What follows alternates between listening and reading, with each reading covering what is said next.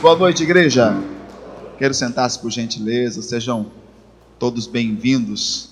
Isso com alegria no seu coração, porque nós estamos na presença dele, né? E a Bíblia diz: na presença do Senhor há uma abundância de alegria.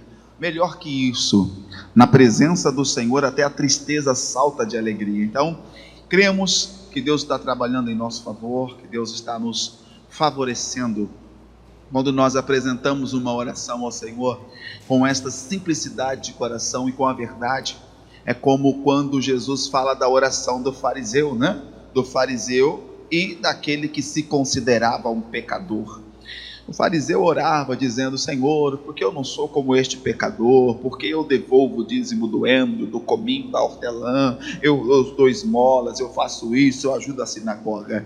E aquele que era pelo fariseu considerado pecador, apenas ajoelhou-se, batia no peito dizendo: Senhor, sê propenso a mim, pecador, sê propenso a mim, homem falho. E a Bíblia diz que aquele que ali se prostrou com humildade diante do Senhor, se levantou e foi por Deus, irmãos, abençoado. Ele foi visto pelo Senhor. Então é assim, quando nós na nossa simplicidade entendemos o propósito de Deus, a sua palavra, Deus nos dá vitória. E eu quero meditar com vocês em uma passagem bíblica que vem queimando no meu coração. Deus nos deu essa orientação aqui, eu quero falar com você sobre isso. Gostaria que você permitisse que Deus tivesse acesso ao seu coração, porque Deus não vai fazer nada na nossa vida que eu e você não queiramos que Ele faça. Se eu não quiser, se você não quiser, Deus não poderá fazer. A Bíblia diz: assim diz o Senhor, se você quiser e me ouvir, você vai ter o melhor dessa terra. Se nós não quisermos, o melhor continua por aí, irmãos. E Deus vai dar àquele que quer, àquele que deseja realmente. Vamos meditar? O profeta é o Isaías, capítulo de número 31. Samuel, vou falar mais à frente. Isaías, capítulo 31. Vamos lá? O profeta é o Isaías. O capítulo é o 31. Em nome de Jesus. Aqui está escrito, a tradução da minha Bíblia hoje, irmãos, é a revista e atualizada, tá? Então, se você tiver com a corrigida, vai dar um pouquinho de diferença na tradução, mas não muda o versículo, não muda nada, tá bom? Vamos lá? Está escrito: ai dos que descem ao Egito, ai dos que descem ao Egito em busca de socorro, e se estribam em cavalos, e confiam em carros, porque são muitos, e em cavaleiros, porque são muito fortes, mas não atentam para o Santo de Israel, nem buscam ao Senhor. Todavia, este é sábio. Quem é este? O Senhor, e faz vir o mal, e não retira as tuas palavras. Ele se levantará contra a casa dos malfeitores, e contra a ajuda dos que praticam a iniquidade, pois os egípcios são homens, e não deuses. Seus cavalos são carne, e não espírito. Quando o Senhor estender a mão, cairão por terra, tanto o auxiliador como o ajudado, e ambos juntamente serão consumidos. Preste atenção, irmãos. Nós olharmos aqui Isaías 31, o Senhor está falando com Judá. É aquela nação que no tempo da divisão, a Bíblia nos ensina que no tempo de Roboão, filho de Salomão, houve uma divisão no reino. E nesta divisão, então, ficaram do lado de cá, irmãos, o reino do norte, Judá, e Benjamim, e o reino do sul, as outras 10 tribos. E aí o que acontece, irmãos? Judá já vinha sendo reincidente em um erro. Nas suas batalhas, no tempo das suas batalhas, dependendo do rei que ali estava, eles vinham fazendo algumas alianças erradas. Eu estou chamando de a tola confiança de Judá. Uma confiança vã, uma confiança que não traz segurança e não garante vitória. Veja que Judá, irmãos, muitas vezes esse povo cometeu o erro, a tolice, de ao ser ofendido pelos seus vizinhos, pode ver que a luta eram coisas ali perto, ofendido pelos seus vizinhos, ao invés de procurar socorro no Senhor, ao invés de procurar ajuda no Senhor, ele procurava ajuda nos outros vizinhos. Ou seja, se ele era ofendido pelo vizinho da direita, ele procurava ajuda no vizinho da esquerda. Mas nunca se voltava contra o Senhor, sabe, negligenciando a capacidade de Deus de guardar, deixando de colocar no Senhor a sua confiança. Quer ver? Houve uma batalha entre Judá e Israel, a briga entre os irmãos, né? 2 reis e tal, se você encontra lá em 2 Crônicas 16, aquela batalha, qual foi o resultado? Os israelitas, o Judá principalmente, busca ajuda em quem? Nos sírios. Vai lá nos sírios, me ajuda aí porque Israel se levantou contra mim. Aí foi lá e buscou ajuda. Aí daqui a pouco a guerra já não é mais contra Israel, a guerra agora é contra os sírios, que eram aqueles que estavam tentando ajudá-los no outro momento. Quando se levanta os sírios, o que Judá faz? Vai buscar ajuda nos assírios, no outro vizinho. E aí agora a guerra já não é mais contra Israel nem contra os sírios, a guerra é contra os assírios. E em quem Judá vai procurar auxílio? No Egito. Então era uma reincidência, e Deus está dizendo: ai daqueles que descem ao Egito.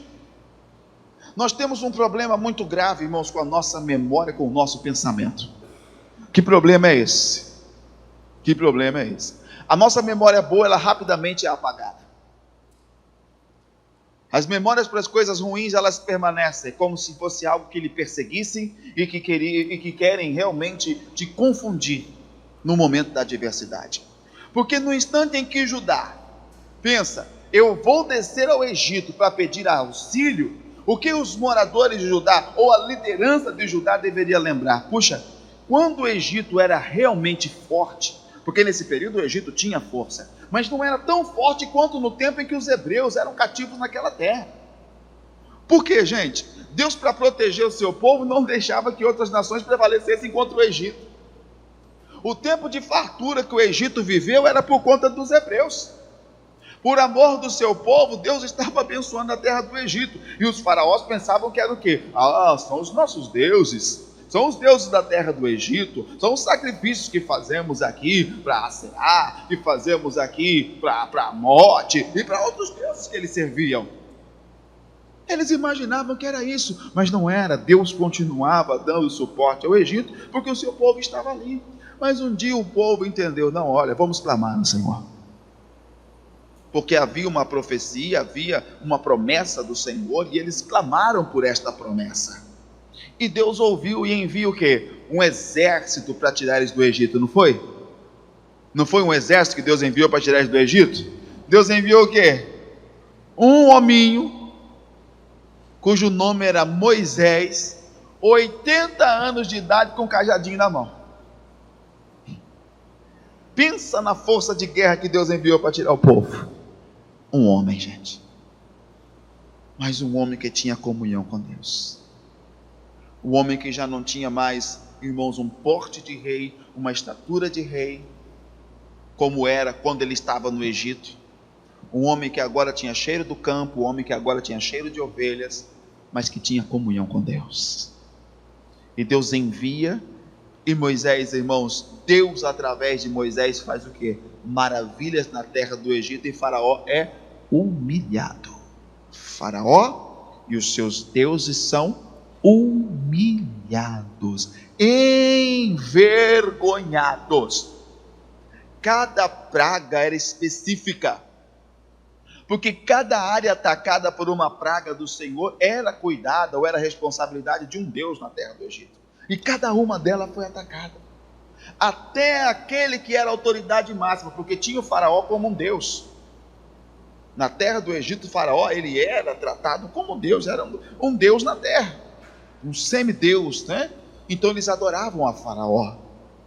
E aí o que vem, irmãos? Na praga da morte dos primogênitos, Deus fere o filho primogênito de Faraó, e o povo é liberto. Mas por que eu te falei tudo isso? Porque eu estou te mostrando que Judá foi buscar ajuda onde? No Egito, que havia sido já derrotado pelo próprio Deus de Judá, que era o Deus de Israel. Mas a nossa memória para as coisas boas, ela é tão curta, gente. As nossas memórias para aquilo que Deus faz nas nossas vidas, ela é tão curta. Deus faz hoje, amanhã a pessoa se esquece. Hoje ele está sorrindo porque Deus fez algo, amanhã ele está chorando porque talvez uma adversidade se levantou, um novo problema surgiu. E a pessoa se esquece, meu Deus, olha aí o que está acontecendo. E Deus está dizendo, olha, eu que te livrei lá atrás, que te abençoei em outra ocasião, sou o mesmo hoje, posso te livrar. Toma a postura que você tomou lá atrás, eu vou ser com você hoje da mesma maneira. Mas às vezes nós fazemos o quê? Buscamos socorro no Egito, trazendo para os dias de hoje. O que é para mim e para você buscar socorro no Egito, irmãos? É buscar auxílio nas situações das quais Deus já nos tirou. É buscar auxílio nas situações das quais Deus já nos livrou. Eu dei um exemplo aqui, é como uma pessoa que tem um vício. Eu não sei se você já fumou, não sei. Mas quem fuma, ou quem fumou, geralmente quando está nervoso, apreensivo, a quantidade de cigarro que a pessoa fuma, ela é muito maior. Eu lembro que quando estava enfrentando alguma adversidade, passando por um problema, irmãos, eu acendia um cigarro na bituca do outro. Terminando de fumar um cigarro, pegava o outro, colocava, acendia na bituca um no próximo. Por quê? Eu estou nervoso. Ali era o que, gente? Um refúgio. Era um refúgio. Tanto que quando você vai tentando se libertar disso, o que acontece? Às vezes as pessoas que estão à volta têm que ter muita sabedoria, porque vem o nervosismo. No nervosismo, aonde a pessoa se refugiava? No vício, no cigarro. E aí ele não tem mais aquilo, ele não quer mais aquilo. As pessoas à volta têm que entender, não, ele está deixando, ele está procurando outro refúgio. Esse nervosismo é porque está abandonando o vício, está abandonando uma prática ilícita. Ele vai aprender a confiar no Senhor e vai tirar isso. Então vem o nervosismo, porque ali era o refúgio dele. Aí passa um tempo, Deus liberta, ele está bem. Lá na frente passa por uma luta que não esperava, nunca imaginou. Meu Deus do céu, nunca pensei que passaria por isso. O que é que vem na cabeça? Fuma. Pelo menos te dá, não vai resolver sua situação não, mas você vai sentir mais aliviado e mais tranquilo. E às vezes a pessoa volta àquela prática. Estou te dando um exemplo para você entender o que é voltar ao Egito, de onde Deus já te tirou. Ai daqueles que descem ali, ai daqueles que voltam àquele lugar. Se eu te tirei de lá, eu costumo dizer o seguinte, irmãos: se Deus te quisesse sofrendo, andando pela vida aí caído, prostrado, irmãos, e até derrotado, Deus teria te deixado lá onde você estava. Para que Deus ia tirar você de lá, te levantar, te purificar, te fortalecer, te ensinar um monte de coisa, para chegar aqui e te envergonhar de novo? Se tem alguém tentando contra você e tentando impedir a sua vitória, não é Deus. Se tem alguém tentando contra você, tentando impedir que você prospere, que você vença, que você alcance, não é Deus. Pelo contrário, Deus é seu aliado. Eis que eu estarei convosco, eis que estou contigo. Deus é o nosso aliado nessa batalha. Mas o problema é que nós fazemos a aliança errada. Confiamos nos homens, esperamos demais das pessoas. Tenho certeza que estou falando para pessoas que estão talvez decepcionadas, porque esperaram muito demais, muito nas pessoas, e aquilo que eles esperavam não veio. Vem a decepção, vem ali a tristeza. Meu Deus, olha aí. E alguns chegam a ficar chateados até com Deus, como se Deus não tivesse permitido que desse certo, como se Deus fosse o motivo das coisas não terem acontecido. Deus, por que o Senhor não abençoou? Muitas vezes é porque, irmãos, quando deveríamos confiar no Senhor, colocar nele a nossa esperança, a nossa certeza, irmãos, nós confiamos mais nas pessoas, ou só em você mesmo. Porque quando a Bíblia ensina que eu não devo me apoiar, me estribar no meu próprio entendimento, estribar é apoiar, eu tenho que ter cuidado para quê? Para estar livre de mim mesmo.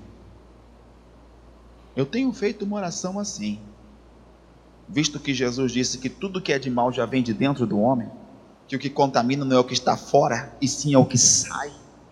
Então, ele diz que todas as coisas ruins já estão dentro do homem: a prostituição, a lascívia, as porfias, o roubo, o adultério, tudo que é mal já está onde? Dentro do homem. E é isso que contamina, porque vem do coração. Então, Jesus ensinou: livra-me do mal, não me deixe cair em tentação. E eu falei: Senhor, livra-me também de mim mesmo.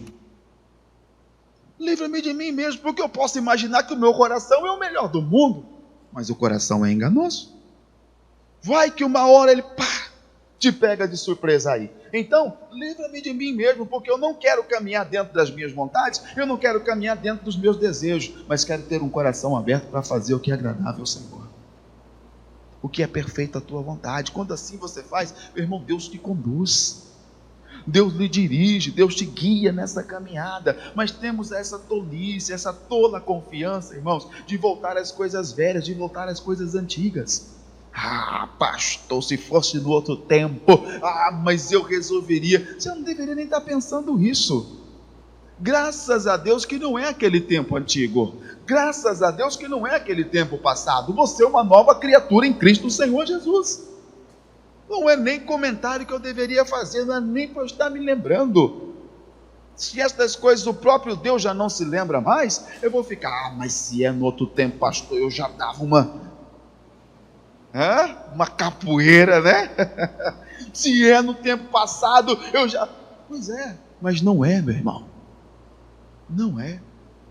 Outro dia estava numa atividade com os irmãos, um pessoal da igreja, e o irmão nosso está com a mão machucada, né? Aí deu um problema lá e tal, um entreveiro na hora da atividade. Ele olhou para o rapaz e falou assim: minha mão está machucada, mas essa aqui não está não. Falei, misericórdia. Deixa eu amarrar a outra mão dele aqui para não ter problema, né? Mas veja, geralmente acontecem essas coisas. Se fosse antes, não, eu não vou recorrer ao Egito, eu não vou voltar para o lugar de onde Deus me tirou, eu não vou me apoiar naquilo do que eu fui livre, do que eu fui liberto. Deus te tirou. E sabe, veja como a nossa memória, ela é curta para as coisas boas. Eu vejo o caso, por exemplo, de Pedro. Pedro estava numa noite terrível, uma noite de pesca horrível. Eu comparo Pedro ao empresário falido. Ele precisava da mercadoria, mas não tinha mercadoria para vender. Se ele não tem a mercadoria, ele não vende. Se ele não vende, ele não tem dinheiro nem para pagar nem funcionário, nem nada. Então ele precisa da mercadoria. Quem fornecia para ele era o mar. E o que o mar dava para ele não cobrava nada dele. Então a mercadoria vinha o quê? 100%. Né? Diferente de você comprar de alguém para você revender, já não vem a 100%. Então ele vivia da pesca. Mas essa noite em especial, irmãos, ele não pegou nada. No outro dia cedinho, lavando a rede, pensando já no outro dia, e agora? Tem que voltar, tem gente esperando peixe, não tem mercadoria, eu vou ter que enrolar o fulano, enrolar o ciclano, o mercado está esperando, não tem nenhum, não peguei nada. Como é que eu vou abastecer aquela feira? Como é que eu vou fazer? Aquele mercado grande está esperando. Mas já estava lavando a rede. Vem Jesus, entra no barco dele e fala assim: me afasta um pouquinho da praia. Começa a ensinar ali a multidão. Depois que ele ensina a multidão, ele olha para o Pedro e fala assim: afaste o mar alto, lança a tua rede para pescar. E ele falou: Senhor, tendo trabalhado a noite toda, eu não peguei coisa nenhuma, mas sob a tua palavra eu vou lançar a minha rede. E ele foi ao mar alto, às partes mais profundas, e lançou a sua rede. Quando ele puxou, meu irmão, a rede estava cheia. Ele fez sinal para os outros barcos que viessem, e tal, os amigos deles vieram. Os barcos saíram todos cheios, e quase afundaram de tão cheio que estavam os barcos. Pedro chega na areia, fala para Jesus: afasta-te de mim, Senhor, porque eu sou pecador. E Jesus diz para ele: não tenha medo, porque de agora em diante eu vou te fazer um pescador de homens. Aí Pedro caminha com Jesus todo o tempo do ministério terreno de Cristo, 3 anos de caminhada, e Jesus lutando com Pedro e com todos os discípulos e ensinando: olha, é necessário que o Filho do Homem seja entregue nas mãos dos anciãos, vou padecer muito, sofrer das mãos dos anciãos, vou ser morto por eles, mas ao 3º dia eu vou ressuscitar. E quando isso acontecer, vocês vão adiante de mim para Galileia, e fiquem lá, não saiam de Jerusalém. Vão para Jerusalém, não saiam de lá antes que do alto vocês sejam revestidos de poder. Irmãos, a Bíblia diz que Jesus morre, e Jesus ressuscita ao 3º dia. Passado um dia, no outro ele aparece para os discípulos. E quem estava junto? Pedro. Paz seja convosco. E Jesus come com eles e conversa com eles: fiquem aqui até que vocês sejam revestidos. Passa 3 dias sem que eles vejam Jesus. O Pedro olha e fala o quê? Eu vou fazer o quê? Eu vou pescar. Peraí, Pedro, você vai fazer o quê? Eu vou pescar. Você vai? Vou pescar. E quando ele fala eu vou pescar, os outros discípulos dizem o quê? Eu também vou, eu também vou, eu também vou, eu também vou, eu também vou. Por aqui eu entendo por que Satanás queria tanto Pedro. Lembra que Jesus falou assim: Simão, Simão, Satanás me pediu para te cirandar como trigo, mas eu roguei por ti para que a tua fé não desfaleça. Eu fiquei pensando, por que Satanás não pediu o Judas, né? Porque o Judas já era dele. Por que o Satanás não pediu o incrédulo do Tomé? Porque o incrédulo do Tomé estava na mão dele. Por que o inimigo queria o Pedro? Porque o Pedro influenciava. O Pedro falava assim, ele não chamou ninguém. Ele chamou alguém para pescar? Ele falou o quê? Eu vou pescar. E os outros olharam, eu também vou, eu também vou, eu também vou. Jesus, quando ele voltou, por exemplo, para a aldeia de Marta para ressuscitar Lázaro, ele falou, eu vou para lá, para Galileia. Os discípulos falaram, mas tentaram te apedrejar, o senhor vai voltar lá? Ele falou, eu vou. E quando ele está saindo, sabe o que o Tomé fala? Vocês vão com ele para morrer lá também? E fica aquela indecisão, Jesus vai saindo, e foi uma luta para esses rapazes seguirem Jesus de novo. O Pedro não falou uma vez, eu vou pescar todo mundo, eu vou pescar. O camarada influenciava. O diabo quer muito a pessoa que influencia. É por isso que eu digo que tem pessoas que precisam ser tratadas, precisam ser cuidadas. Pessoas que você percebe que onde ele está, várias pessoas estão à sua volta. É pessoa que influencia. Irmão, uma pessoa dessa na presença de Deus, irmãos, faz um estrago no inferno. Faz um estrago, sabe, no terreno ali do inimigo. É isso. Então são as pessoas que ele quer mais. Mas vamos lá, o Pedro volta e vai pescar. Aí ele começa a lançar rede. Joga a rede, estica a rede, puxa a rede, joga a rede, estica a rede, puxa a rede. A noite toda, e qual foi o resultado? O mesmo. Ele não pegou? Olha para mim. Você vai fazer isso de novo. Você já fez e sabe no que deu.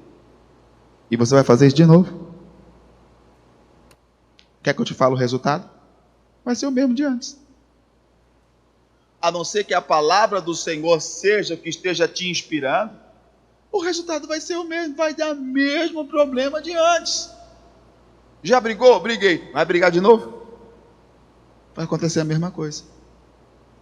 Já chantageou? Chantageei. Vai fazer de novo? O resultado vai ser o mesmo. Por que você acha que vai ser diferente agora? Aí Jesus vem lá na praia e fala assim, filhos, eles estão lá no barco, dá até eco. Tem alguma coisa no barco de comer? Eles estão no barco ali, só ódio. O Pedro já grita, não tem nada não. Jesus fala assim, lança a rede do lado direito do barco. E eles olham para aquela praia, percebam que eles não reconhecem que era Jesus, gente. Uma das características da pessoa que está voltando às velhas práticas, que está voltando do Egito, é não reconhecer quando Cristo está falando com ele. Ele não percebe, ele recebe o recado da palavra de Deus como se fosse coisa do homem. Está perdendo. Aí eles olharam, camarada, lançar a rede. Vamos jogar a última então, do lado direito. A última, porque já amanheceu, né? O que eles fazem? Lançam a rede do lado direito. Quando eles esticam a rede, toda aquela rede, não é essa redinha aqui, não, é aquela redonda, né? Faz 2 barcos para fazer toda a curva. Lança aquela redonda. Quando eles puxam, a rede vem cheia de 153 grandes peixes. Eles nem iam precisar disso. O que eles iam fazer com isso? Né? Só tinha 11. O que eles iam fazer com isso? 153 grandes peixes. quando eles puxam e vem a fartura daquela pesca, o João acotovela o Pedro assim, ó: Pedro, é o mestre. O Pedro dá uma outra olhada, pega a sua túnica e cinge-se, porque estava nu, diz a Bíblia. Pula do barco e vai a nado até a praia para ter com Jesus. Mas por que eu te disse tudo isso? Porque se você fizer a mesma coisa de novo, a não ser que seja Deus que esteja te inspirando, o resultado vai ser o mesmo, não vai mudar nada, gente. Vai ser o mesmo. Eu vou lá, vou fazer, eu vou acontecer, vai ser a mesma coisa. Por que você acha que vai ser diferente se não é Deus que está te inspirando? Por que você acha que vai ser mudado agora se não é Deus que está? Não, porque eu penso. Esse é o nosso problema. Todo mundo tem que pensar assim. Toda pessoa tem que pensar assim. Mas busque dentro do que o Senhor Deus está lhe dizendo. Pense dentro da orientação que a palavra lhe traz. Por quê? Porque é nela que tem a vida abundante. 2 vezes. Lançou sem orientação, nada. Lançou com orientação, rede cheia. Voltou sem orientação, nada. Lançou com orientação, rede cheia. E em quem nós vamos confiar, irmãos? Ai daquele que desce ao Egito. Ai daquele que volta àquelas práticas antigas das quais eu o libertei, das quais eu já te livrei. Cuidado. Tem muita gente procurando refúgio em tantas coisas. Homens casados, homens que chegam assim, está com problema no casamento, relacionamento. Quer saber, pastor? Olha, a mulher tem aí, pastor, verde, amarela, azul, clarinha, moreninha, tem todo jeito, alta, baixa. Não, eu vou ficar quebrando a minha cabeça aqui, eu vou dar um jeito. Você vai voltar àquilo do que? Ou da situação do qual o Senhor te livrou? Vai voltar ao Egito? Vai voltar à estaca zero? Mulheres. Não, pastor, porque não vou ficar, sabe? Não quer, tem quem queira. Homem tem aí grande, pequeno, fofinho, magrinho, tem todo jeito. Então quer saber? Eu vou dar o meu jeito. Sabe, Deus já livrou a pessoa da prostituição. Deus livrou a pessoa da fornicação. Como ele disse, Deus nos levantou, nos tirou, nos limpou, irmãos, e nos trouxe até aqui. Não foi para que qualquer coisa acontecesse, foi para que tivéssemos o melhor dessa terra. E agora nós nos apresentamos diante dele com a confiança em quê? Naquilo que fazíamos antes, no que éramos antes. O Pedro olhou, e aí, quando ele vai à praia, está lá pão, peixe em brasa, tudo preparado, e Jesus começa a conversar com os discípulos. Ele olha para o Pedro e fala assim: Pedro, tu me amas? Senhor, eu te amo. Apacenta os meus cordeiros. Pedro, tu me amas? Senhor, eu te amo, tu sabes. Apacenta as minhas ovelhas. Pedro, tu me amas? E o Pedro ficou triste, porque Jesus perguntou 3 vezes. Eu comparo com as 3 vezes em que o Pedro negou Jesus. 3 vezes ele perguntou, e quando Cristo o encontra novamente, ele está fazendo o quê? O que não devia. Não que pescar seja pecado, gente, não entendam mal, mas é o que Jesus tinha dito para Pedro. Ele podia pescar uma pesca esportiva, a um outro momento, alguma outra coisa, mas não voltar para aquilo do qual o Senhor o tinha tirado, porque Deus tinha um outro plano na vida dele. Nós não podemos perder a visão. Não podemos perder, irmãos, a noção, sabe, o entendimento daquilo que Deus nos chamou para fazer. Priorizar a vontade do Senhor é o que eu e você temos que entender e fazê-lo. Aí eu lhe mostro um caso na Bíblia que foi de Davi. Está com a Bíblia ainda aí? Pastor, fechei. Não fecha não, poxa. Salmos capítulo 57. Eu já estou terminando também. Já vou aplicar a mensagem, estou terminando. Salmos capítulo 57. Esse salmo aqui, gente, foi escrito. Davi o escreveu no tempo que ele estava sendo perseguido por Saul. Eu até estava falando hoje pela manhã e comentei à tarde, né? Quando é que nós vamos chegar nessa condição, gente? De transformar as nossas lutas em versos, em cânticos, em clamor, em adoração e oração ao Senhor. E quando conseguimos isso, sabe, transformar as nossas lutas em cânticos, em versos que adoram o nome do Senhor, em versos que atraem o nome do Senhor, que atraem a presença do Senhor. Ah, como será bonito esse dia. Davi estava sendo perseguido por Saul nesse período. Deixa eu falar uma coisa. Pensa comigo. Enquanto Davi era apenas um pastorzinho, né? Quando eu falo pastorzinho, eu não estou diminuindo o que Davi fazia, estou falando por causa da sua pouca idade, tá bom? Porque senão entende-se que, tá pastorzinho, ela está desprezando ou menosprezando. Não, não é isso. Quando eu digo um pastorzinho, é porque Davi era menino novo.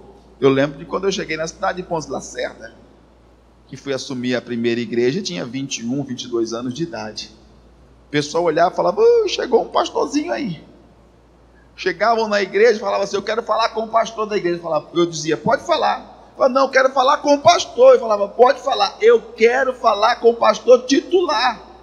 Não, só eu, pode falar. O pessoal, é você? Né? Na época eu tinha 21 anos de idade. Se eu tenho 21, 22, tem 19 anos atrás. Entendeu? Então, quando eu falo pastorzinho, estou falando pela idade do Davi. O que acontece, irmãos? Vem então o Samuel, amando do Senhor, e faz o que com Davi? Unge Davi. E a partir deste momento que ele entra na casa de Saul, mesmo que servindo Saul, Deus abençoando Saul por amor de Davi, Deus livrando Saul através das mãos de Davi, o Saul passa a fazer o que? Perseguir Davi. Por que quando ele não tinha unção, ele não era perseguido? Então o problema de Saul não era com Davi, mas com a unção que estava sobre ele. Assim como o inimigo, irmãos, Satanás, não é a mim e a você apenas que ele está perseguindo, ele quer o que está dentro de nós, que foi o que Deus semeou, é aquela unção que ele quer tirar de você. Porque com aquela unção, Davi reinaria segundo a vontade de Deus. Sem a unção ele seria mais um apenas. Então o diabo está atrás principalmente daquilo que está dentro de você, que foi o que Deus plantou, que é a condição e a capacidade de fazer o que é agradável ao Senhor Deus. Então Davi vinha sendo perseguido naquele período, vinha sendo perseguido, e ele não podia perder. Percebe que na caminhada Davi não tinha problemas com sua vida. Tudo que ele não queria perder era o quê? A presença de Deus. Ele tinha problema, você vai me matar, então me mata. Eu não quero perder a presença de Deus. Aí neste capítulo aqui, de Salmo 37, o primeiro versículo, olha o que Davi diz, irmãos. Tem misericórdia de mim, ó Deus. Tem misericórdia, pois em ti minha alma se refugia. À sombra das tuas asas me abrigo. E o que mais, gente? Até que passem as calamidades. Percebe, Davi? Tem misericórdia de mim. Pastor, mas qualquer pessoa faria isso. Não. Davi, nesse período que ele está sendo perseguido, ele tem 600 homens com ele. E não eram qualquer homens. Eram homens valentes. Um exército de valentes, homens que rompiam o arraial dos inimigos e faziam o que Davi queria. Um dia Davi suspirou, ele suspirou, ele pensou alto, quem me dera beber da água daquele poço que está lá, era Belém, né? Belém, aonde estava o acampamento dos filisteus. Quem me dera beber um pouco daquela água. Entraram três valentes, eu chamo de valente doido de Davi. Doido. Entraram no meio do arraial dos filisteus e foram matando gente, os três, e lutaram, até que os inimigos caíram todos. Eles tiraram a água do poço que Davi queria e trouxeram para o Davi. Toma, Davi. Davi olhou e falou, o que é isso? É a água do poço de Belém que o senhor queria. Mas como? Matamos todo mundo, todos os filisteus que estavam lá. Davi olhou, eu não vou beber essa água não, mas isso aqui tem preço de sangue. Derramou a água ao chão como oferta ao Senhor. Eu não vou beber isso, eu não sou digno disso. Então Davi tinha uns camaradas com ele que eram de guerra. O que ele podia fazer? Bom, Saul está me perseguindo, né?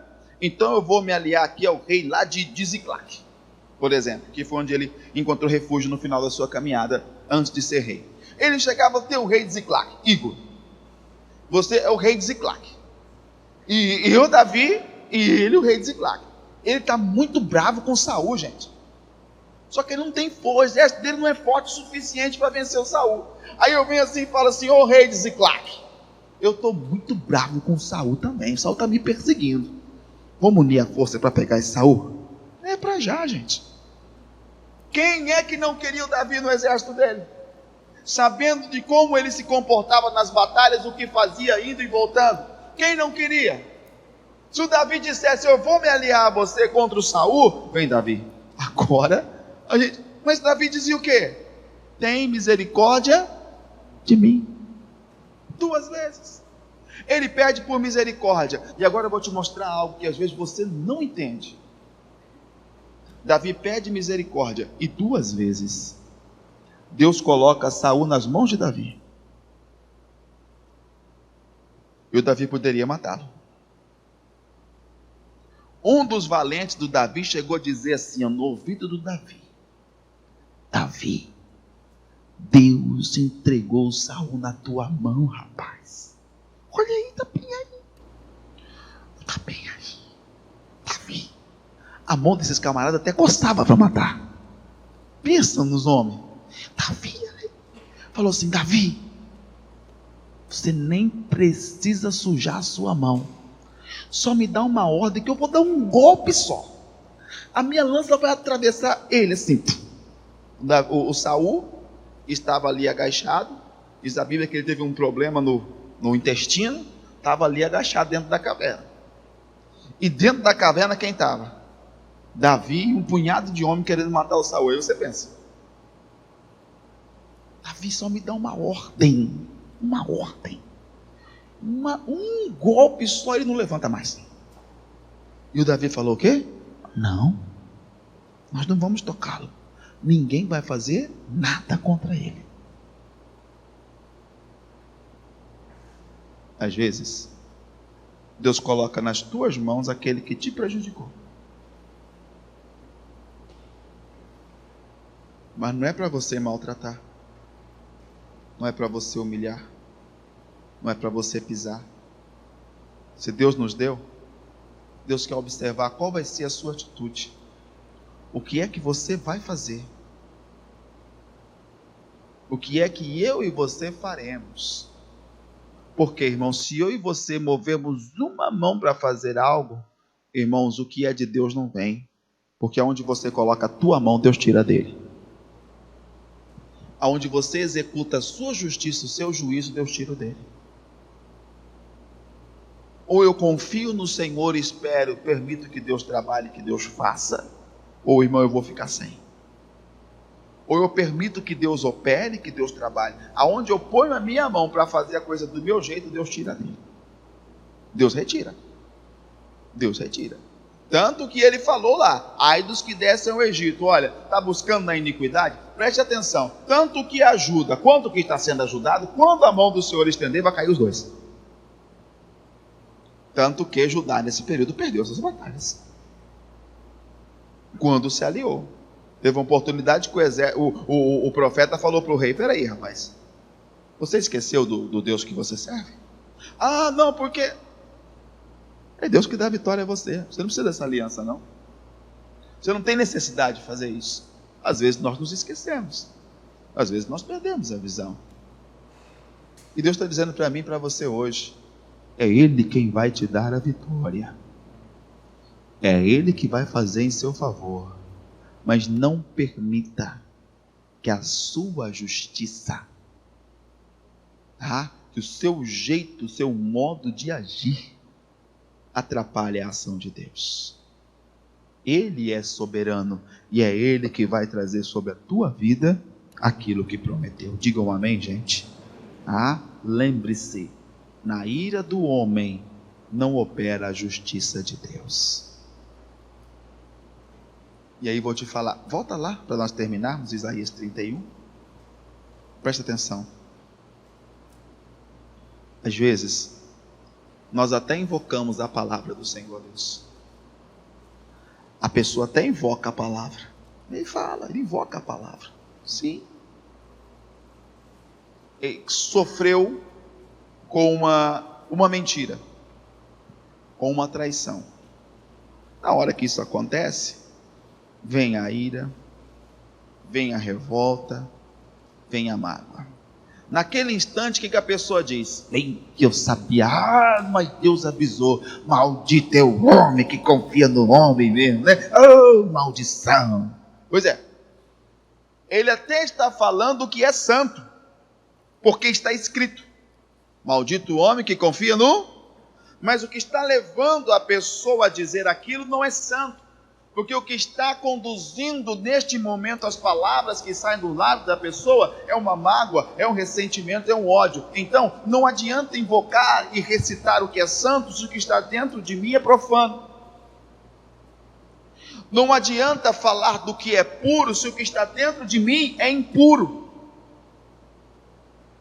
Não vai trazer efeito. A pessoa foi lá e foi prejudicada. Mas eu vou orar.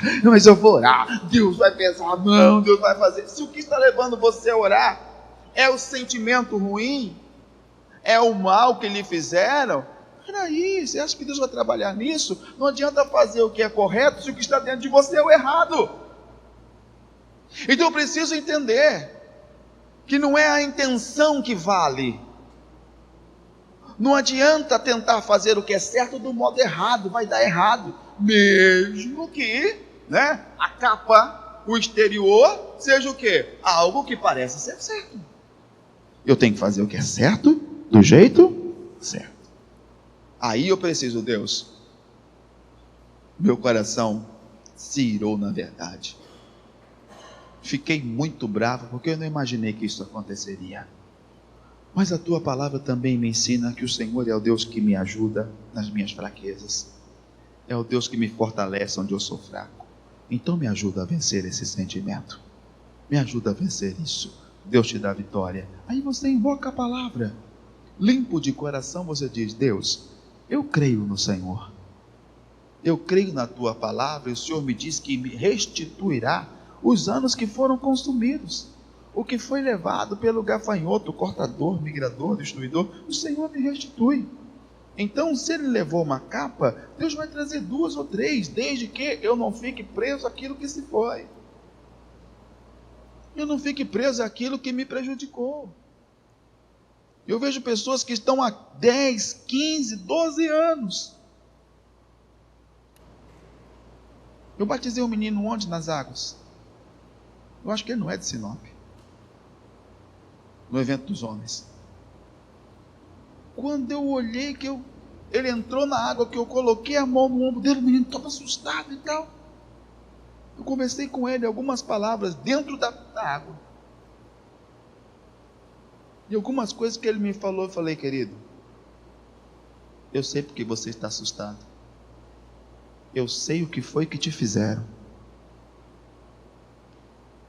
A lágrima já escorreu do olho dele. Mas entreguei o recado. Sabe por que Deus te trouxe até aqui? Deus vai tirar da sua alma toda essa dor. E você mesmo novo, a partir de hoje, Deus te transforma num outro novo homem.